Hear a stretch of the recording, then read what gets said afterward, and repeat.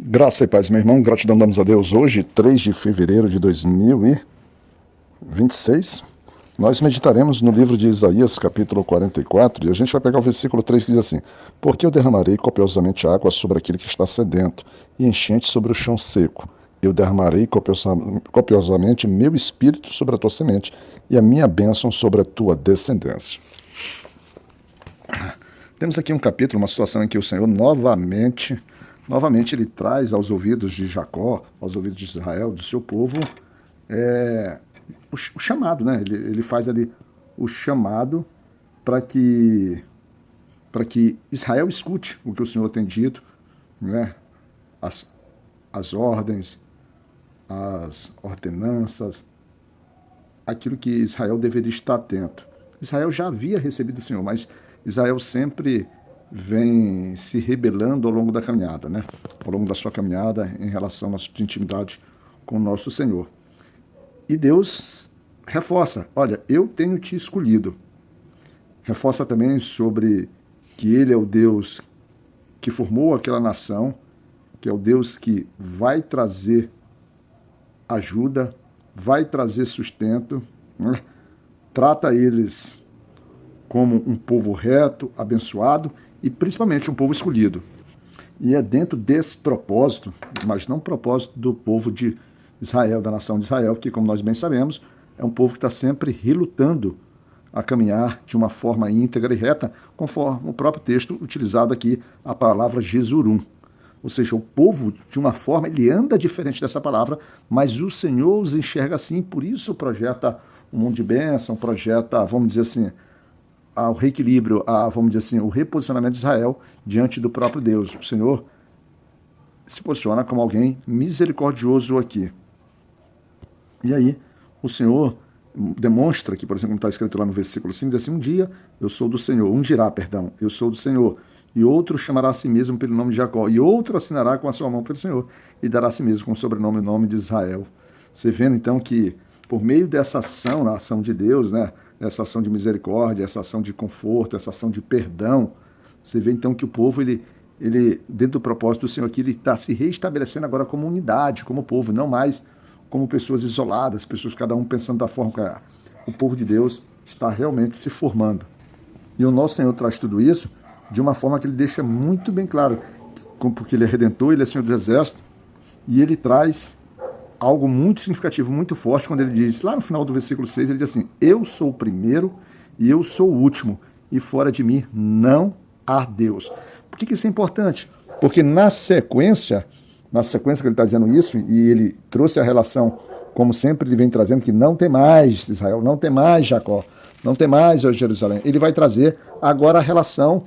Por que é que ele fala isso? Ele fala isso porque ele vai trazer que existem pessoas que criam para si um Deus próprio, um Deus criado por mãos humanas, e que a Bíblia fala, ele é esculpido pela mão do homem. E ele chama esses deuses de deuses sem valor. Sem valor. E essas coisas, elas não trarão benefício, ou esses deuses não terão benefícios, e torna-se sem sentido esse povo, esse homem, tornar-se testemunha de algo que é infrutífero, que não traz bem. E ele traz uma relação, muito clara, fazendo você repensar, quando está lá no versículo 10, repensar quando ele faz uma pergunta assim: quem tem formado um Deus ou fundindo uma imagem esculpida que seja proveitosa para alguma utilidade? E a gente tem isso muito de forma interessante.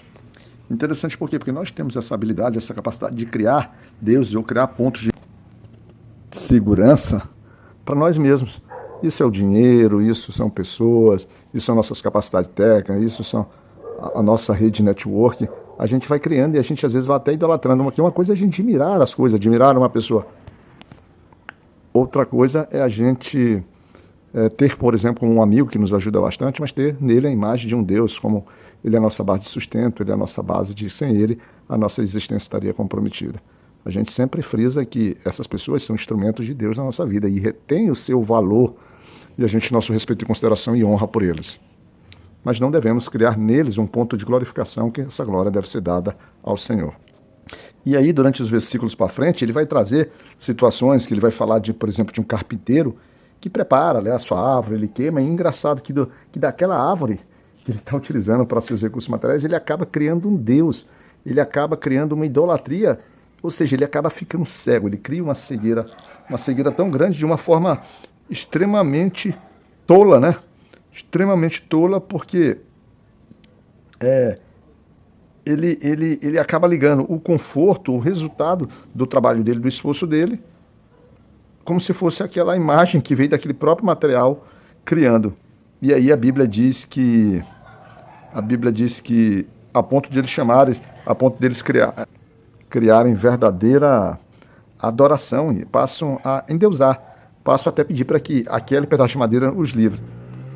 Aí a Bíblia nos lembra no versículo 18 que essas pessoas, ele diz assim, eles não têm conhecido nem entendido, porque ele tem fechado os olhos deles para que não possam ver e seus corações para que não possam entender, porque já são corações endurecidos, já são corações que não buscam a Deus, já são corações que de fato, dentro do seu íntimo, eles acabam negando completamente. Então Deus age com eles semelhantemente ao que age com o faraó. Então tem o coração endurecido, então vou te ajudar nesse processo. Não tem conhecimento, sem qualquer consideração, né, no seu coração, diz assim, como é que eu estou, né, me prostrando diante de um tronco de uma árvore, que dessa própria árvore eu coloquei no fogo, eu assei pão, eu usei para aquecer uma lareira, ou seja, coisas completamente sem sentido. E aí o Senhor então pede novamente um retorno para que Israel se lembre que eles foram formados, se lembre que ele sim é um Deus de construção, um Deus de formação, um Deus de realidade, é um Deus que mostra ao longo do tempo a ação de Deus sobre a vida daquele povo. Ele mostra também no versículo 22 que ele tem apagado as transgressões de pecado, né? Transgressões de pecado daquele povo, e ele está chamando, dizendo assim, retorne para mim, porque eu tenho te redimido. Ou seja, o Senhor diz assim, olha, vocês são errados, vocês são errantes, vocês são vacilantes, mas eu tenho limpado o caminho de vocês, eu tenho deixado, permitido que vocês se apresentem diante de mim de forma limpa. Sou eu, é eu que quero vocês na minha presença. E aí, nesse sentido, o Senhor então estimula a todos, né? A todos a cantar, a gritar, ou seja, os céus a cantar, a terra a gritar, todos, a floresta, todos, toda a sua criação a cantar, a dar glória, vamos dizer assim, a adorar, a se manifestar, porque o Senhor é Deus de glorificação, e ele vai trazer novamente, dos versículos finais, vamos dizer assim, presença do poder dele, de quem é ele, da autoridade dele, da onipotência dele, daquilo que ele não pode ser comparado a nenhum outro Deus, ou melhor, nenhum que se diz Deus, ou nenhuma criação humana pode ser criada, pode ser comparada a ele. E ele finaliza trazendo um nome que para o povo parecia sem sentido, ou pelo menos poderia parecer incompreensível, que é o nome de Ciro, quando ele apresenta Ciro como pastor do próprio Senhor, e diz que esse Ciro realizará toda a vontade do Senhor, incluindo nessa vontade, né, vamos dizer assim, a reconstrução do templo de Jerusalém, quando ele diz assim, teu alicerce será posto.